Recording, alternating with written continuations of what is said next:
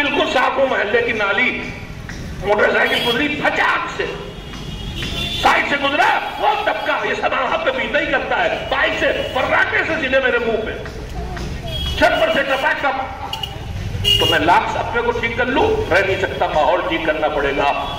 معصومین نے اسی لیے کہا ہے کہ خود کا سدھر جانا کافی نہیں ہے، دوسروں کو ٹھیک کرنا بھی ضروری ہے۔ ہم اس پر بھی بہت بے توجہ ہیں۔ سرور کائنات حضرت محمد مصطفیٰ صلی اللہ علیہ وآلہ وسلم اس فریضے کو کہ جو ارد گرد کا ماحول ہے اسے بھی سدھارنا ہے۔ خود گانا نہیں سنتے، پڑوس سے گانے کی آواز آ رہی، کان جائیں گے وہاں، روکو اس کو بھی۔ خود گالی نہیں بکتے، چوطرفہ محلے میں گالیاں بکی جا رہی، ایک دن تم بھی بکو گے، بچاؤ اس سے۔ نہیں منکر برائی سے روکنے پر کس کی توجہ دی گئی ہے؟ معصوم نہیں، پیغمبر خود معصومین نہیں، خود حضرت سرور کائنات حضرت محمد مصطفیٰ صلی اللہ علیہ وسلم مثال دی انہوں نے۔ کہا ایک آدمی، سب لوگ کشتی میں بیٹھے ہیں، ہم لوگ اب بھی کہیں نہ کہیں ایسی بستیاں ہیں جن میں کشتی میں بیٹھ کے پار جانا پڑتا ہے۔ ابھی اسی ٹاؤن میں ہی تھوڑے دنوں تک پل بہت سے نہیں بنے تھے، شیولی میں بھی میرا خیال سے یہی ہوتا تھا جانے میں، پل بن گئے۔ اب ادھر میر پور جاتے ہیں کشتی بیٹھ کے جانا پڑتا تھا، ابھی بنگال جاتے ہیں تو نہ جانے کہاں کہاں وہی لکڑی کی کشتی پرانے زمانے کی۔ ہریانہ اور یو پی بارڈر پہ جاتے ہیں، جمنا کشتی بیٹھ کے پار کرتے ہیں، سب کشتی بیٹھے وہی پرانی زمانے کی کشتی کی لکڑی کی کشتی، ایک دو بینچیں پڑی، اب سب لوگ بھر کے بیٹھ گئے، ہر آدمی وہاں بیٹھا۔ اب اس میں سے ایک آدمی، مثال خود حضور کی دی ہوئی، ایک آدمی جہاں بیٹھا نا اس نے سوراخ کرنا شروع کیا کشتی میں۔ حضور کہتے ہیں کہ جو سوراخ کر رہا اپنی کشتی میں دو ہی صورتیں ہیں۔ اگر یہ کہہ کے تم بیٹھے رہ گئے کہ مجھ سے کیا مطلب، یہ اپنی جہاں بیٹھا وہاں سوراخ کر رہا ہے، مجھ سے کیا مطلب، تو اس کا نتیجہ یہ ہوگا کہ اس سوراخ سے پانی آئے گا، وہ بھی ڈوبے گا، تم بھی ڈوبو گے۔ مثال میری نہیں، خود روایت میں ہے۔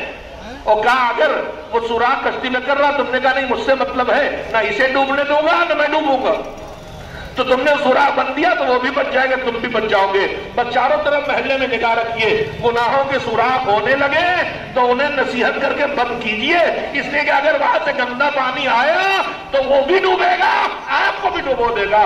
بچنا ہے، بچانا ہے، اسلام کا مزاج ہے، خالی بچ کے بیٹھ رہنا نہیں ہے۔ ایک صلوات بھیجے محمد و آل محمد۔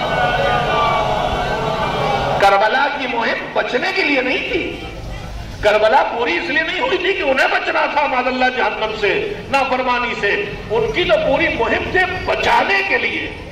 تو حسینی ہو تو یہ مہم تو چلے کہ ہمیں بچنا بھی ہے اور بچانا بھی ہے۔ تو میں نے آپ کو گنا رہا تھا کہ مومن کے مسائل زندگی کی کم سے کم گنا ہی دوں آپ کو، اگر سب کے حل نہ پیش کر سکوں، اور ظاہر ہے کہ اس کی گنجائش نہیں تو فہرست ہی سنا دو۔ میں مومن ہوں، میں دعویٰ نہیں کر رہا، مثالن کہہ رہا ہوں۔ تو میری زندگی کا مسئلہ یہ ہے کہ مجھے دنیا میں جیسے رہنے کا گھر چاہیے، جنت میں بھی چاہیے، جیسے دنیا میں کھانا پانی چاہیے، جنت میں چاہیے، جیسے مجھے دنیا میں آگ سے، مصیبت سے، کیڑے سے، سانپ سے، بچھو سے، شیشے پگھلے ہوئے شیشے سے جو مصیبت سے بچنا ہے، آخرت سے بچنا ہے۔ تو عذاب آخرت سے بچنا اور جنت تک خود کو پہنچانا، یہ مومن کی زندگی کا مسئلہ ہے۔ کتنا وقت ہم اس کے لیے لگاتے ہیں؟ یہاں کا گھر بنانے میں 20 سال 30 سال لگ جاتے ہیں، پہلے جمع کیا، پھر خریدا، پھر بنایا، پھر بناتے بناتے رہنے کا وقت آیا تو چھوڑ کے چلے گئے، مر گئے۔ ہم لوگ عزیز ہوتا عام طور پر ریٹائرمنٹ کے بعد ہی ہو پاتا ہے۔ تو میرے عزیزوں، یہاں اگر 50 سال تو وہاں کا گھر بننا ہے، آج کالج کرنے میں اگر یہاں روزی ہے تو وہاں کا ایک مسئلہ یہ ہو گیا۔ دوسرا مسئلہ کیا ہوا؟ زندگی کے مسائل میں ہماری دعا قبول ہونا۔ خود میں بتائیں نا کالج کرنے کے بعد۔ تیسرا مسئلہ جو میں نے مثال دی تھی کہ ان کے پاس جائیں، ان سے کہیں ہم اس لائن میں ہماری بات نہیں پہنچتی، آپ پہنچا دیجیے۔ مولا عباس کے پاس پہنچ گئے، امام حسین کے تابوت کے پاس پہنچ گئے، ہم ہمارے لیے وسیلہ بن جائیے، توسل بن جائیے، آپ پہنچائیے خدا تک، ہمیں یہ مصیبت سے چھڑوائیے۔ تو بھیا ہم آپ جب کسی کے پاس سفارش کے لیے جاتے ہیں تو اس کے پاس نہیں جاتے جو ہم سے پہلے ناراض بیٹھا ہو، اس کے پاس جاتے ہیں جو ہم سے ناراض نہ ہو چاہے خوش نہ ہو۔ تو کم سے کم اتنا تو خیال رکھیں کہ اپنی حرکتوں سے انہیں ناراض نہ کریں۔ وہ ناراض کس سے ہوتے ہیں؟ جو ان کے دین کو چھوڑ بیٹھے، جو گناہوں میں ڈوب جائے، جو واجبات کو چھوڑ دے، جو حرام و حلال کا خیال نہ رکھے، جو گالیاں بکے، جو شراب کی اس سے ناراض ہوتے ہیں۔ خوش کس سے ہوتے ہیں؟ जो खुद अपने को कुचल ले दूसरे को न कुचले, जो अपना पेट काट ले दूसरे भूखे को खिला दे, जो खुद अपनी नींद छोड़ दे दूसरे को चैन की नींद सोने दे, उससे खुश होते। वहां नहीं पहुंच पाते, अपना पेट काट के नहीं खिला सकते तो कम से कम यतीम का माल खा के तो उनके पास न जाओ, वो कबूल करने वाले नहीं है। तुम वक्त नहीं कर सकते तो कम से कम जो वक्त है उसे तो न खाओ, इसके बाद वो तुम्हारी सुनने वाले नहीं है, सिफारिश करने वाले नहीं है। वो तो बहुत जल्दी नाराज हो जाते हैं उन गुनाहों पर जो हम सोच भी नहीं सकते। सुनिए, हमारे दरमियान गालियां बकना एक आदत सा बन जाता है, और आजकल नए व्हाट्सएप पे, सोशल मीडिया पे फैशन बन गया। अब जब तक एक गाली लिख के बात न लिखी जाए, गोया बात कहीं नहीं, पढ़े लिखे कर रहे हैं। सुनिए, हमारी निगाह में जो राज है, मुहावरा है, बोलचाल की जबान है, सुनिए कैसी बुरी चीज है। शहीद मुतहरी रहमतुल्लाह अलैह बहुत बड़े आलिम थे, फलसफी थे अपने दौर के। ऐसे लोग बस ऊंची ऊंची किताबें लिखते हैं जो ऊंचे लोगों के लिए हों, लेकिन उन्हें अपने को नहीं पहचानवाना था, इस्लाम को पहचानवाना था। लगा उन्होंने हमेशा ये देखा कि जिनके बीच हम हैं उन्हें क्या चाहिए। प्रोफेसर लोग अपनी काबिलियत जताने के लिए लिखते हैं, उन्होंने काबिलियत जताने के लिए नहीं लिखा, जरूरत के लिए लिखा। इस मेंबर पे भी जो आए कुछ आता अपना हुनर जताने, कोई आएगा मैं बहुत बड़ा खतीब हूं, कोई आएगा बताने बहुत बड़ा आलिम हूं, ये मेंबर का काम नहीं है। मेंबर पे आओ तो ये देख के आओ कि इस मेंबर से जो बताया जाता था यहां उसमें से क्या बताना चाहिए। इस मेंबर से जो दीन पूरा पहुंचाया गया उस पूरे दीन से यहां क्या बताया जाना चाहिए। कहीं ऐसी जगह पहुंचे जहां दीन से बहुत दूर है, उनके पास अकायद भी कमजोर हो गए तो वहां अकायद सुनाए जाएंगे, वहां ईमान अबू तालिब पढ़ा जाएगा। लेकिन जौनपुर शहर में नस्लों से ईमान अबू तालिब सुनते चले आ रहे, अब इस मेंबर पे ईमान अबू तालिब सिखाने की जरूरत नहीं है। इनका यह अकीदा पक्का है, इनके अकीदे को समझाने की जरूरत नहीं है। इनको जरूरत है बताने की कि तौहीद को माना है तो नमाज पढ़ो, अमल की तामील की जरूरत है तो जहां जाए वहां देखने की जरूरत है यहां जरूरत क्या है। कोई शराबी इलाका है तो बताएंगे शराब खराबी क्या है, कहीं लोग जुल्म कर रहे हैं तो बताएंगे जुल्म की खराबी। ये मिंबर का तकादा। शेख मुतारी आलिम थे, बड़े आलिम थे, फलसफी थे, और उसमें लोग तौहीद समझते हैं कम स्टैंडर्ड की किताब लिखने में, मगर उन्होंने कमसिन नौजवानों से लेके बच्चों से लेके, ऐसे अल्लामा मोहम्मद तबातबाई रहमतुल्लाह अलैह साहिब अल-मीज़ान, बहुत बड़े आलिम फलसफी, लेकिन बहुत छोटी छोटी किताबें भी लिखी हैं आम उस नौजवान के लिए जो अब पहली बार कहीं दूसरे मजहब से मुसलमान होकर आया, छोटी किताबें। तो शहीद मुतारी की एक बहुत मामूली सी चीज है जो बहुत लोग कर चुके हैं काम, दास्तान रास्तान, सच्चों की कहानियां उर्दू में छपी है, नेट पे मौजूद, लाइए पढ़िए, बच्चों को सुनाए माए, नेट पे मौजूद है, हमने भी छाप रखी है, नेट पे डाल रखी है। इदारे तंजीमुल मकातिब ने अब अपना पूरा कोर्स, पूरी सिलेबस, हजारों लाखों किताबें और सारे कोर्सेज मकतब से लेकर हौजे तक सब ऑनलाइन कर दिए हैं। आप एक हमारा ऐप है उसे डाउनलोड कर ले, तंजीमुल मकातिब के नाम से, एंड्राइड के लिए बना है, अभी आईफोन का नहीं बना, बन जाएगा। एंड्राइड आम लोगों के पास है, आईफोन खास लोगों के पास है। हमने आम लोगों की फिक्र पहले की है अपने बुजुर्गों की रहनुमाई में। तंजीमुल मकातिब ऐप डाउनलोड कीजिए, ऐप कह रहा हूं, ऐप नहीं कह रहा हूं, कोई ये भी कहेगा। हमारे यहाँ जबान पकड़ने वाले बहुत जो चिड़े होंगे फौरन। हमने तंजीम का बजट छापते हैं कि 5 करोड़ हमारा इस साल का बजट है। एक साहब बंबई में एक मामिन के पास पहुंचे, कहा तंजीम को पैसा मत देना। कहा क्यों? कहा देखिए लिखा नहीं 5 करोड़ बचत है इनकी। अब दे होते बहुत मामूली से फर्क उर्दू में। तो मैं ऐब नहीं कह रहा, मैं अरब नहीं हूं, ऐब कह रहा हूं। अरब तो ऐब ही कहेगा, वो पार्किंग में गाड़ी नहीं खड़ी करता, वो पार्किंग में खड़ी करता है। खैर, उस एप्लीकेशन को डाउनलोड कर लें, उसके 2 पार्ट हैं। तंजीमुल मकातिब से मदद लीजिए, तंजीमुल मकातिब की मदद कीजिए, फैलाइए इसको। जहां कहीं कोई बच्चा है, कुरान पढ़ना, दीनियात पढ़ना, उर्दू पढ़ना, मकतब नहीं है, ऑनलाइन मकतब अल्हम्दुलिल्लाह 40 मकतब 6 महीने में ऑनलाइन खुल चुके हैं। और हमने 6 बजे सुबह से 10 बजे रात तक क्लास रखे। आपके बच्चे के बाद जब वक्त हो तब आप उसे ज्वाइन करवा दें। और इसी तरह से बच्चों के बाद नौनिहालों के लिए 12 से 16 साल 6 to 9 के लिए, फिर 11th اور 12th سے آگے والوں کے لیے 2 سال کا کورس ہے، پھر حوزے کا کورس ہے۔ آپ جوانوں میں، بیٹیوں میں، جس میں شوق ہو، جس لیول پہ آپ پڑھنا چاہیں انشاءاللہ آن لائن پڑھ سکتے ہیں۔ ایک صلوات بھیجیں محمد و آل محمد۔ تو شہید مطالعہ کی کتاب ہے داستان رسان، سچوں کی کہانیاں۔ اس میں انہوں نے معصومین کی سیرت، اخلاقیات، واجبات، گناہوں کے نقصانات، پابندی دین کی خوبیاں جو ایک بچے کو سکھایا جانا چاہیے، کہانیوں میں سنایا جانا چاہیے، مائیں خرید کے رکھے ہیں، وہ لکھی ہے۔ اس میں ایک واقعہ لکھا ہے کہ ہمارے چھٹے امام حضرت جعفر صادق علیہ السلام، دیکھیں میں نے کہا تھا نا کہ ہمارا کوئی کام معصومین کے بغیر چلنے والا نہیں، ہمیں ان کے توسل اور ان کی شفاعت کے بغیر نہ دنیا چلنے والی نہ آخرت۔ دنیا میں روزی پانا تو ذریعہ وہ ہے، سیدھے روزی اللہ کے ہاتھ نہیں آتی، وایا آتی ہے۔ سال بھر کا پورا سسٹم وایا آتا ہے، صاحب زمان کے پاس آتا ہے، صلوات اللہ السلام علیہ اجل اللہ فرجہ الشریف۔ سارے فیصلے نافذ ہوتے ہیں، ذریعہ ہیں وہ، بیچ میں ادھر سے ادھر کے آنے کے ذریعہ بھی وہی، ادھر سے ادھر بھی جانا ہے تو ہم جاتے ہیں، ہماری دعا آپ پہنچائیے، ہماری حاجت آپ پہنچائیے، ہماری ضرورت آپ پہنچائیے۔ بیٹا چاہیے آپ کے ذریعے ملے گا، اولاد چاہیے آپ کے ذریعے ملے گی، صحت چاہیے، ذریعہ سیدھے نہیں۔ تو نہ دنیا چلنے والی نہ آخرت۔ دنیا میں توسل کے بغیر کچھ نہیں ہونے والا اور آخرت میں شفاعت کے بغیر کچھ نہیں ہونے والا۔ تو بھیا نہ دنیا ان کے بغیر چلے نہ آخرت ان کے بغیر چلے۔ اتنا تو کرو کہ اگر تم سے بہت خوش نہ ہو تو ناراض تو نہ ہو، جانے لائق تو رہے، ہم جائیں تو وہاں سے آواز نہ آئے کتنا بے غیرت ہے، ہم نے تو سجدے میں سر کٹایا اور تو کبھی نماز نہیں پڑھتا، آ گیا میرے پاس، تو کیا ہوا؟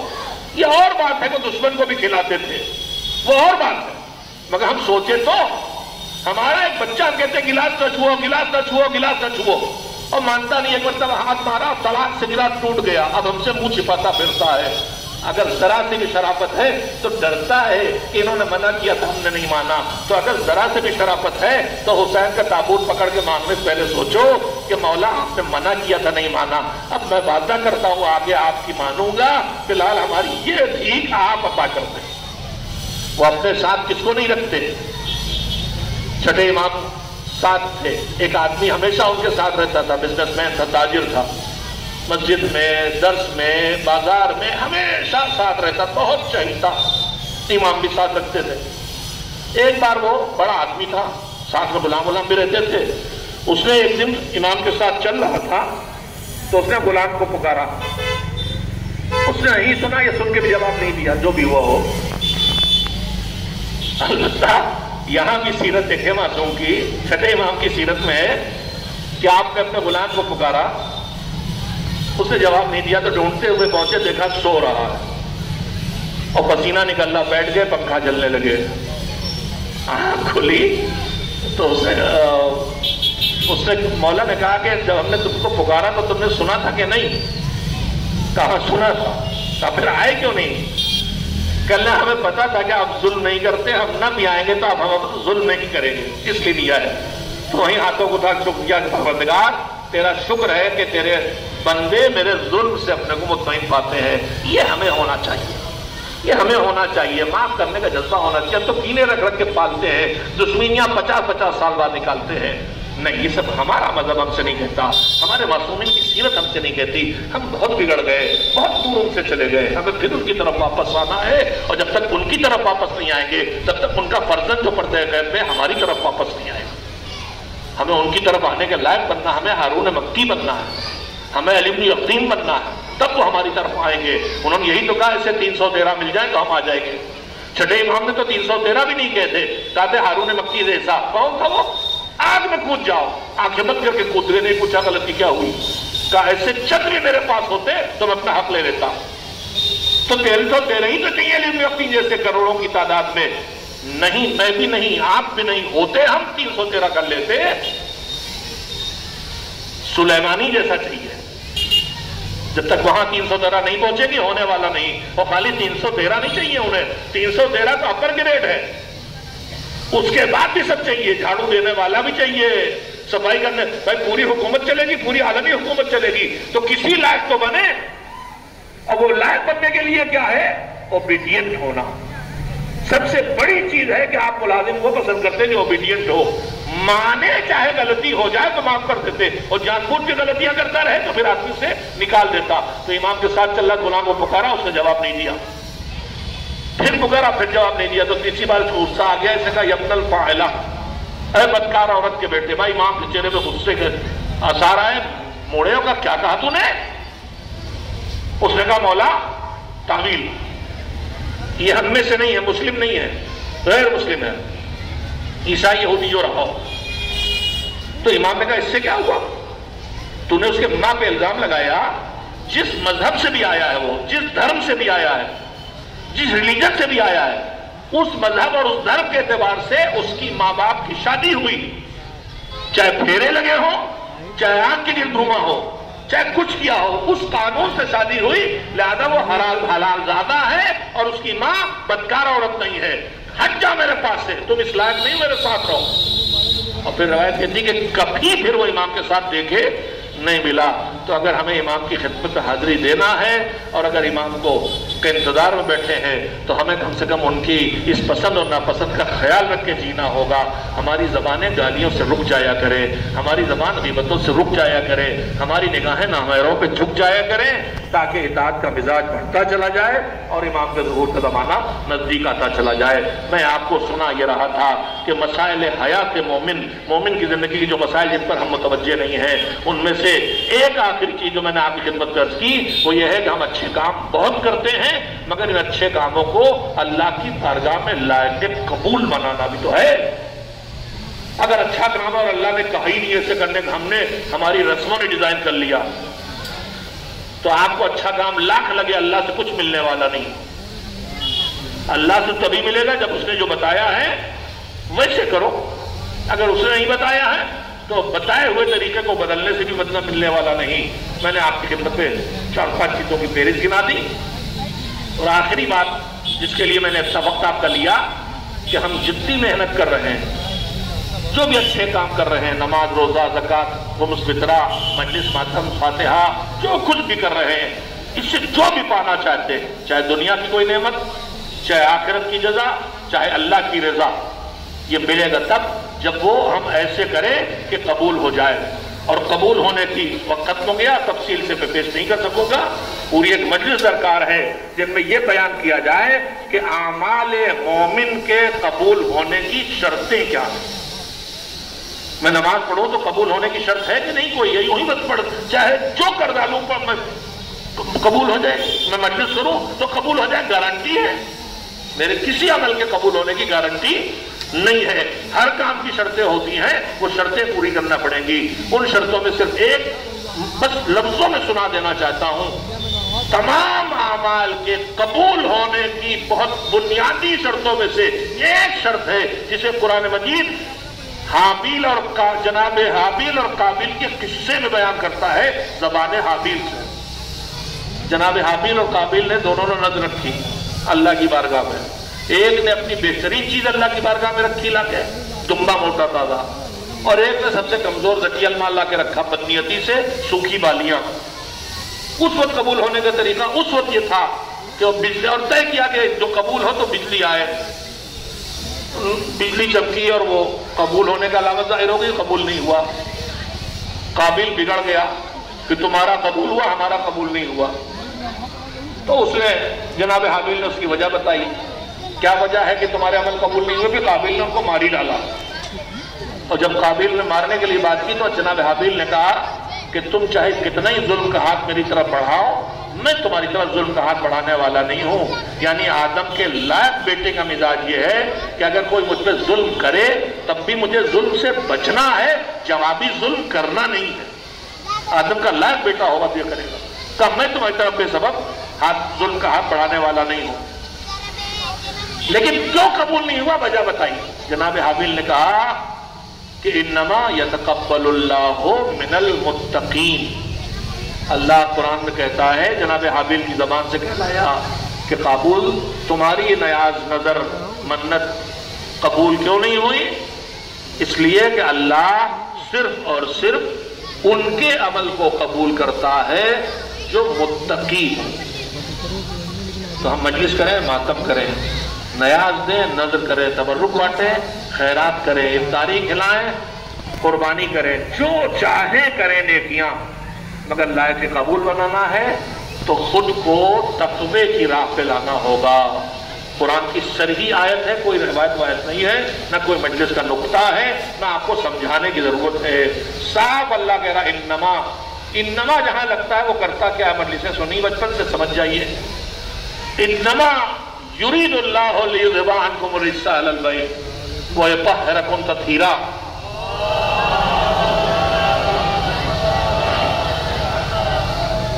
یہاں انما کیا کر رہا؟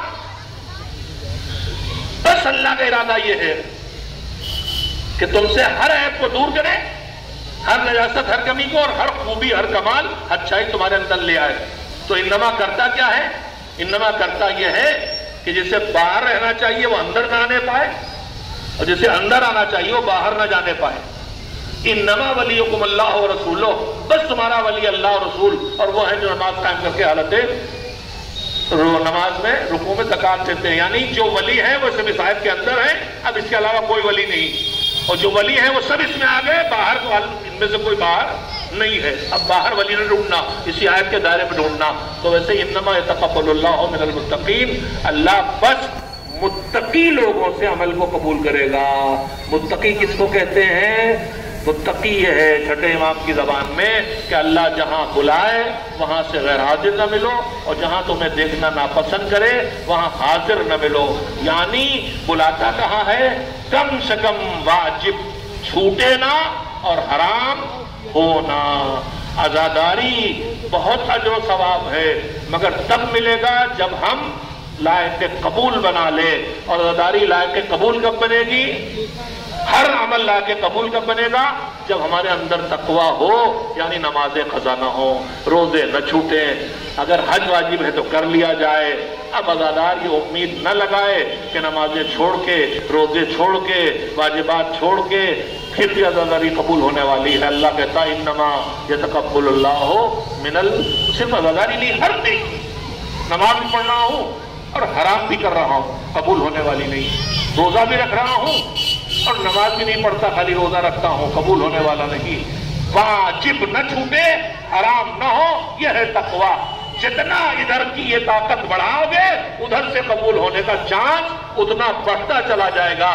جتنا تقویٰ گھٹے گا، جتنے واجب چھوٹیں گے، جتنے حرام ہوں گے، اتنا ہی نیکیوں کے قبول ہونے کا چانس گھٹتا چلا جائے گا۔ لہذا مل جل کی ایک کوشش کریں کہ مہم چلائیں کہ کوئی واجب ہم سے چھوٹنے نہ پائے اور کوئی حرام کام ہم سے نہ ہونے پائے۔ اور یہی مقصد قربانی حسین تھا، جو نکلے تھے، جو کہتے ہوئے نکلے تھے انما خرجت لطلب الاصلاح فی امت جدی، میں اس لیے نکلا ہوں کہ اپنے جد کی امت کا بگاڑ ٹھیک کروں۔ اريد ان امر بالمعروف وانہی عن المنکر، میں نیکیوں کو کرواؤں گا طاقت لگا کے اور برائیوں سے روکوں گا طاقت لگا کے۔ حسینی کو یہی مہم چلانا چاہیے کہ ایام عزا آئے ہیں تو عام دنوں کے مقابلے میں ہماری جماعتیں زیادہ آباد ہو جائیں، ہمارے واجبات زیادہ ادا ہونے لگے، ہم حرام سے زیادہ بچنے لگے، تاکہ 2.5 مہینے کی یہ پریکٹس ہمیں اس کربلا سے نزدیک لے آئے جس کربلا میں ہر قربانی دین خدا کا پیغام ہم تک پہنچانے کے لیے دی گئی تھی۔ مجلس ہے، ایصال ثواب کی ہے، ان کی طرف سے ہے جو رہ گئے، ان کے لیے ہے جو چلے گئے۔ جانے والے کون ہیں؟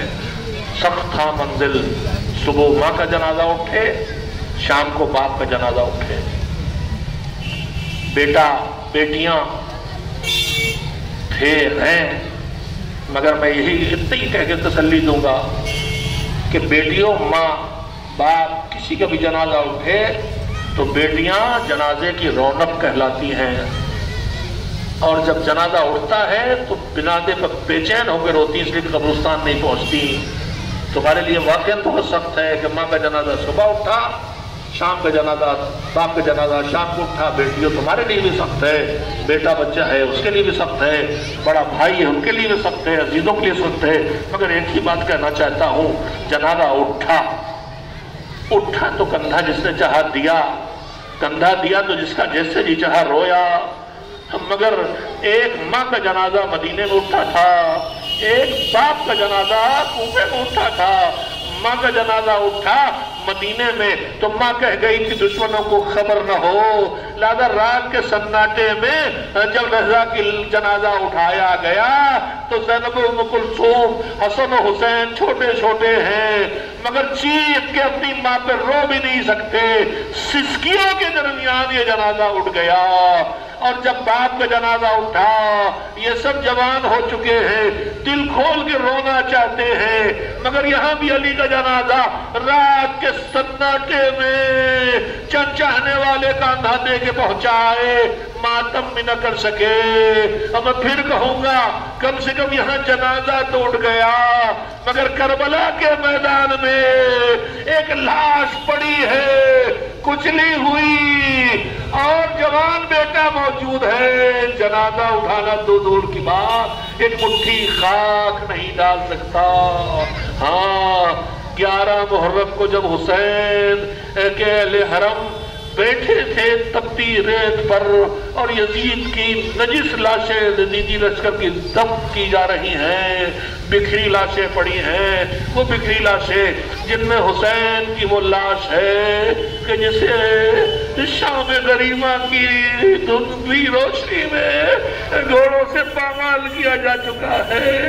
تمہارے باپ کا جنازہ احترام سے اٹھا، اگر ڈاکٹروں نے تمہارے باپ کے لیے انجیکشن بھی لگائے تو کم سے کم نصیحت ہونے کی کوشش کی، مگر عصر عاشور کا ہنگام تھا، خیمے جل چکے، سرے سے چادریں چھن گئی، بیویوں اور یتیموں کو سمیٹ کے زینب بیٹھی کہ فضا آئی، ارے شہزادی دل سنبھالو، بڑی بری خبر لائی ہوں۔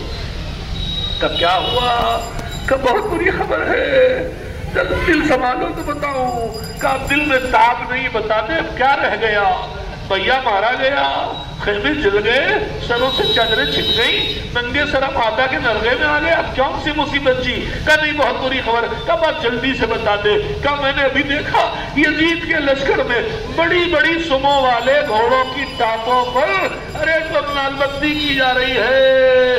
تھوڑی دیر گزری تھی، حسین کی لاش، ایک طرف بیٹا، ایک طرف بیٹی، ایک طرف بہنیں، لاش کچل رہی ہے، گھوڑے ادھر سے ادھر دوڑ رہے ہیں، پسلیاں چنکنے کی آوازیں آ رہی ہیں، ارے مجھے کچل دو، میرے بابا کو نہ کچلو، مجھے کچل دو، میرے بھیا کو نہ کچلو۔ وہی پامال لاش 11 محرم کو کربلا میں پڑی، لشکر ان کے نے ادھر سے گزارا، بیویوں نے خود کو گھوڑوں اور اونٹوں سے گرایا، مائیں اپنے بیٹوں کے سرانے، بہن اپنے بھائی کے سرانے، زینب نے بچوں کی فکر نہ کی، فاطمہ بھیا کے لاشیں کو دیکھا، زمین سے گرایا، نانا رسول اللہ آپ پہ بنا کر سماوات درود و سلام پڑھے، اور آپ کے بچے کی لال بے گل و کفن، آپ کی بیٹیوں کے سر سے چادر چھینی، سروں پہ خاک۔ بھیا کا مرثیہ پڑھتے پڑھتے ایک بار یاد آیا، بھیا نے کہا تھا بہن امانتوں کا خیال رکھنا، تو جلدی سے پڑی بے قسمتی